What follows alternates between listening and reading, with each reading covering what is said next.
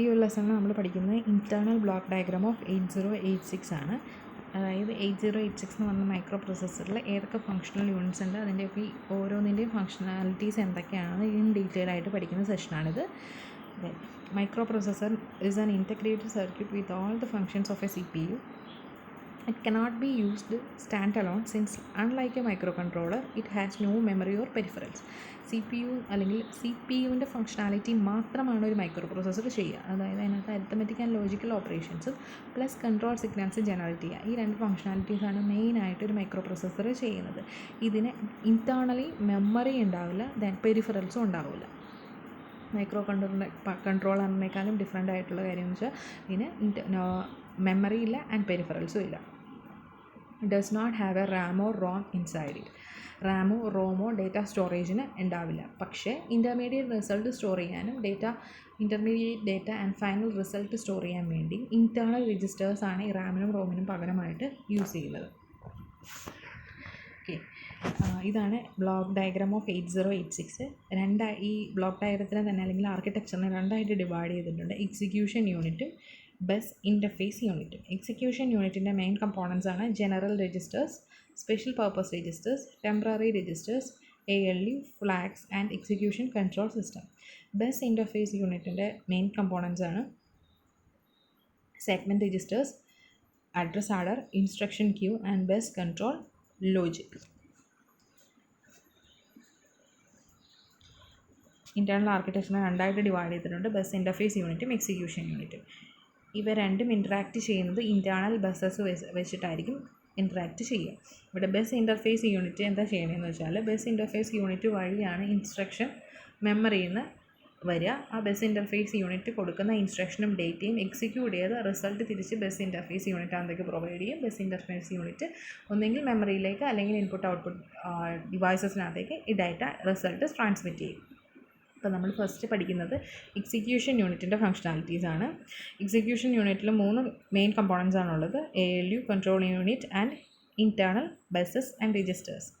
ALU എന്ന് പറയുന്നത് arithmetic and logical operations perform ചെയ്യാൻ വേണ്ടിയാണ് ALU യൂസ് ചെയ്യുന്നത്.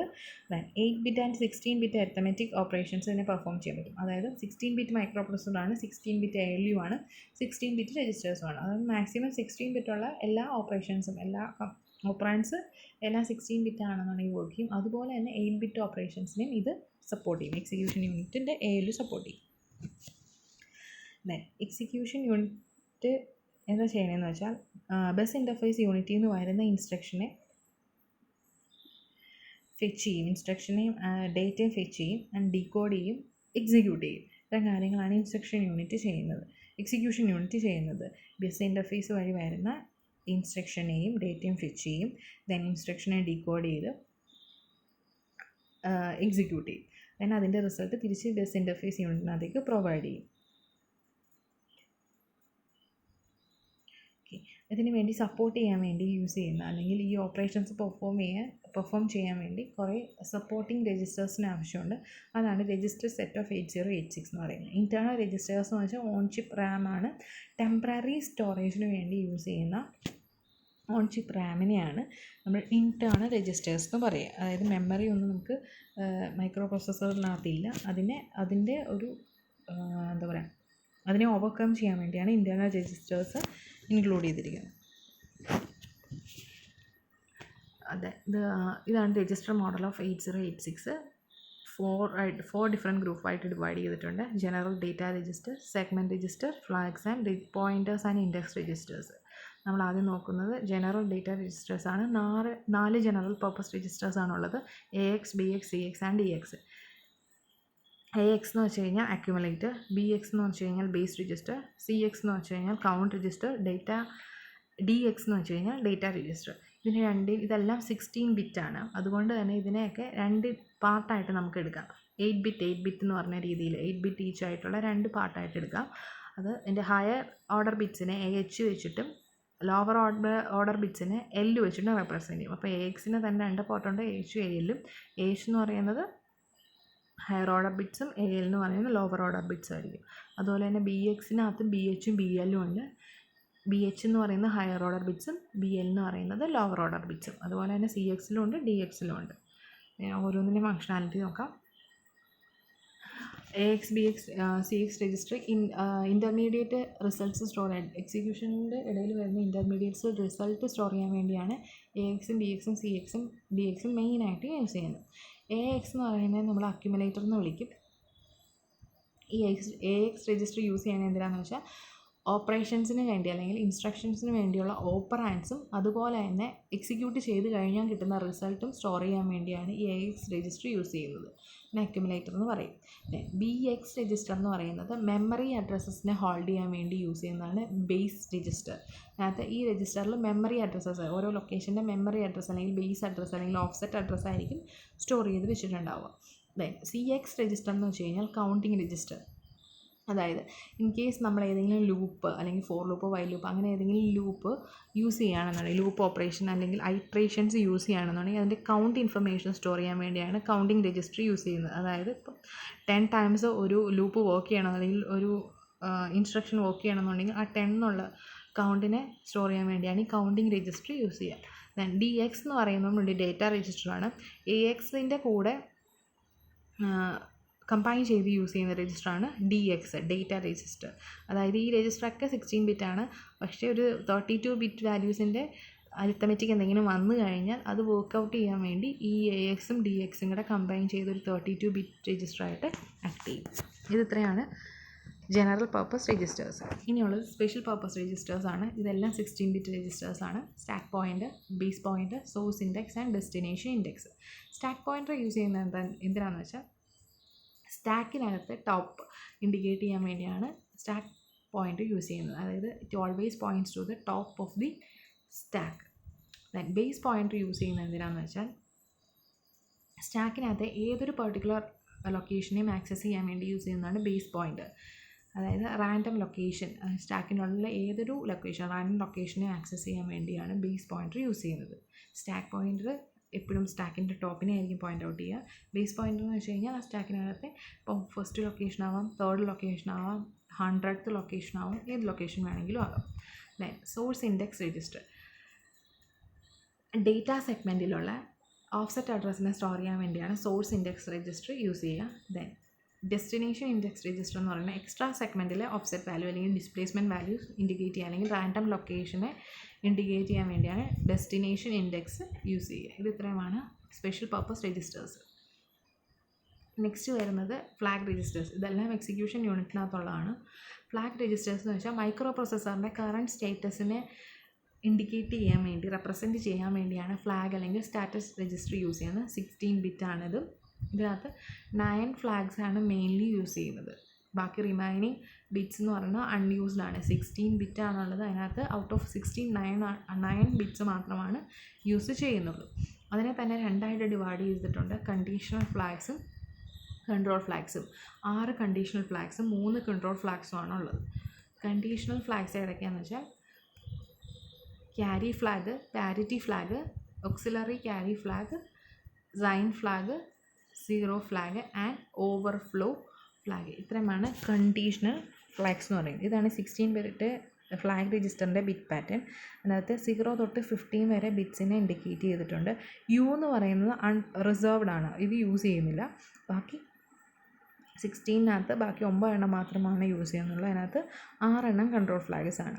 ക്യാരി ഫ്ലാഗ് ഉണ്ട്, പാരിറ്റി ഫ്ലാഗ് ഉണ്ട് ബിറ്റ് നമ്പർ 2-ൽ, ഓക്സിലറി ക്യാരി ഫ്ലാഗ് ഉണ്ട് ബിറ്റ് നമ്പർ 4-ൽ, 6-ൽ സീറോ ഫ്ലാഗ് ഉണ്ട്, 7-ൽ സൈൻ ഫ്ലാഗ് ഉണ്ട് ആൻഡ് 11-ൽ ഓവർഫ്ലോ ഫ്ലാഗ് ഉണ്ട്. ഇത് ഇത്രയും കണ്ടീഷണൽ ഫ്ലാഗ്സും 3 കൺട്രോൾ ഫ്ലാഗ്സ് ആണുള്ളത്. DF direction flag, IF interrupt flag and TF trap flag. അങ്ങനെ ഓരോന്നിനെ നമുക്ക് ഡിസ്കസ് ചെയ്യാം. First one carry flag. അതായത് ക്യാരി ഫ്ലാഗ് എന്ന് വെച്ച് കഴിഞ്ഞാൽ അരിത്തമെറ്റിക് ഓപ്പറേഷൻ എന്തെങ്കിലും പെർഫോം ചെയ്യുമ്പോൾ ക്യാരി ഉണ്ടെന്നുണ്ടെങ്കിൽ ക്യാരി ഫ്ലാഗ് സെറ്റായിരിക്കും. 8 ബിറ്റ് അഡീഷൻ ആണെന്നുണ്ടെങ്കിൽ 8 ബിറ്റ് അഡീഷൻ ഓപ്പറേഷൻ പെർഫോം ചെയ്ത് കഴിഞ്ഞ് റിസൾട്ട് 8 ബിറ്റിനേക്കാളും കൂടുതലാണെന്നുണ്ടെങ്കിൽ ഒരു ക്യാരി ഔട്ട് ഉണ്ടാവും. ആ സമയത്ത് ക്യാരി ഫ്ലാഗ് സെറ്റായിരിക്കും. അതുപോലെ തന്നെ 16 ബിറ്റ് അഡീഷൻ ആണെന്നുണ്ടെങ്കിൽ ആഡ് ചെയ്ത് കിട്ടുന്ന വാല്യൂ 16 ബിറ്റിനേക്കാളും കൂടുതലായിട്ടുണ്ടെങ്കിൽ അപ്പോൾ ക്യാരി ഫ്ലാഗ് 1 ആയിട്ട് സെറ്റാവും. അതായത് ഏതൊരു ഓപ്പറേഷൻ പെർഫോം ചെയ്താലും ക്യാരി ഓവർ ഉണ്ടെന്നുണ്ടെങ്കിൽ carry flag സെറ്റായിരിക്കും.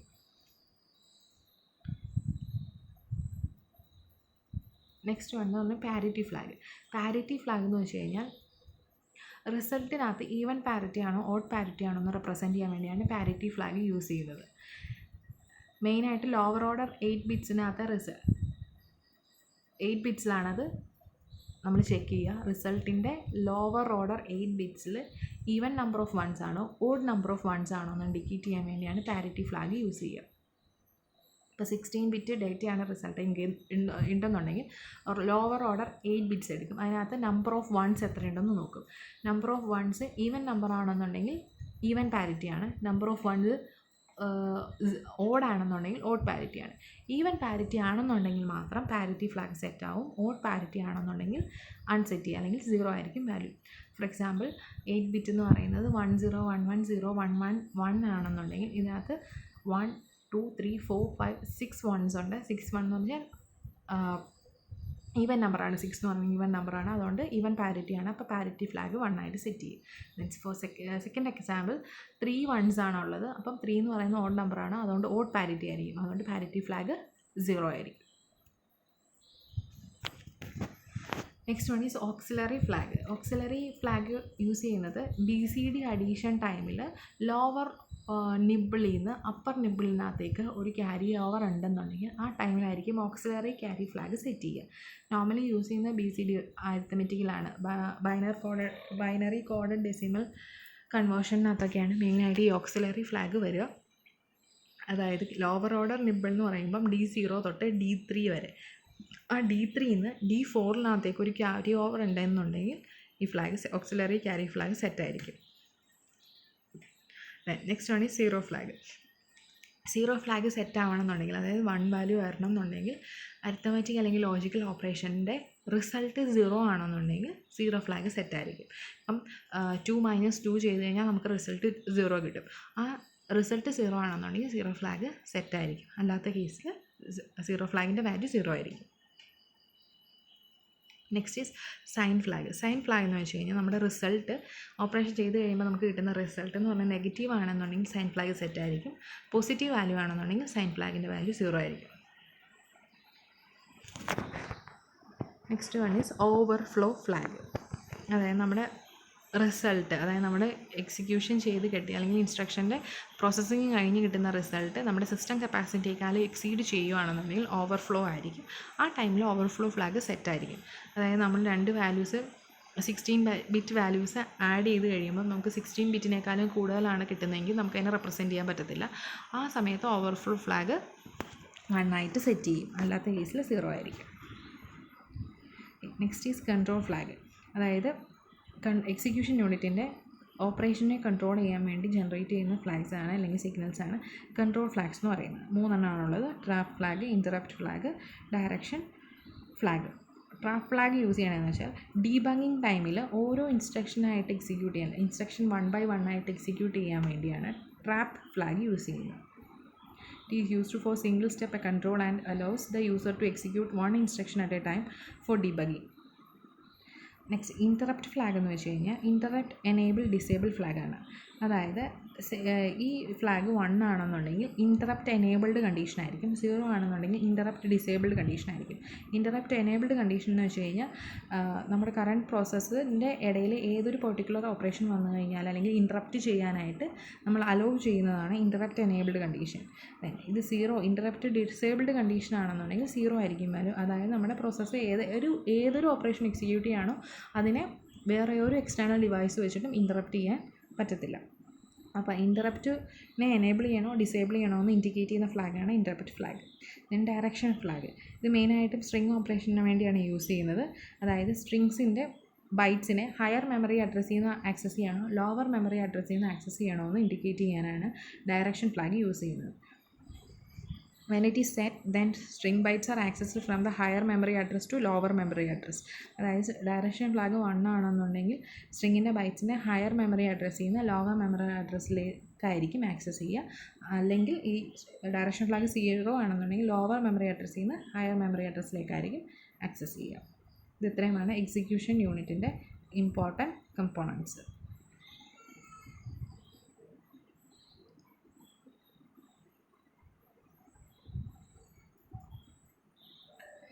general purpose registers AX, BX, CX and DX, special purpose registers stack pointer, base pointer, source index, destination index, then ALU, flag registers, then execution control system. Bus interface യൂണിറ്റിൽ നിന്ന് വരുന്ന ഇൻസ്ട്രക്ഷനും ഡേറ്റയും ALU execute ചെയ്യും. ആ കിട്ടുന്ന result തിരിച്ച് bus interface യൂണിറ്റിലേക്ക് provide ചെയ്യും. ഈ എക്സിക്യൂട്ട് ചെയ്യണമെന്നുണ്ടെങ്കിൽ ALUവിനെ സപ്പോർട്ട് ചെയ്യുന്ന രജിസ്റ്റേഴ്സാണ് general purpose registers, special purpose രജിസ്റ്റേഴ്സും. ദെൻ മൈക്രോ പ്രോസസ്സറിൻ്റെ കറണ്ട് സ്റ്റാറ്റസ് എക്സിക്യൂട്ട് ചെയ്യുകയാണോ അതിൻ്റെ റിസൾട്ടിൻ്റെ സ്റ്റാറ്റസ് എന്താണെന്നൊക്കെ ഇൻഡിക്കേറ്റ് ചെയ്യാൻ വേണ്ടിയാണ് ഫ്ലാഗ് രജിസ്റ്റേഴ്സ് അല്ലെങ്കിൽ സ്റ്റാറ്റസ് രജിസ്റ്റേഴ്സ് എക്സിക്യൂഷൻ യൂണിറ്റിനകത്ത് ഇൻഡിക്കേറ്റ് ചെയ്യുന്നത്. ഇത്രയാണ് എക്സിക്യൂഷൻ യൂണിറ്റിൻ്റെ ഫങ്ഷണാലിറ്റീസ്. ദെൻ ബസ് ഇൻ്റർഫേസ് യൂണിറ്റിന് നെക്സ്റ്റ് ലെസണിൽ നോക്കാം.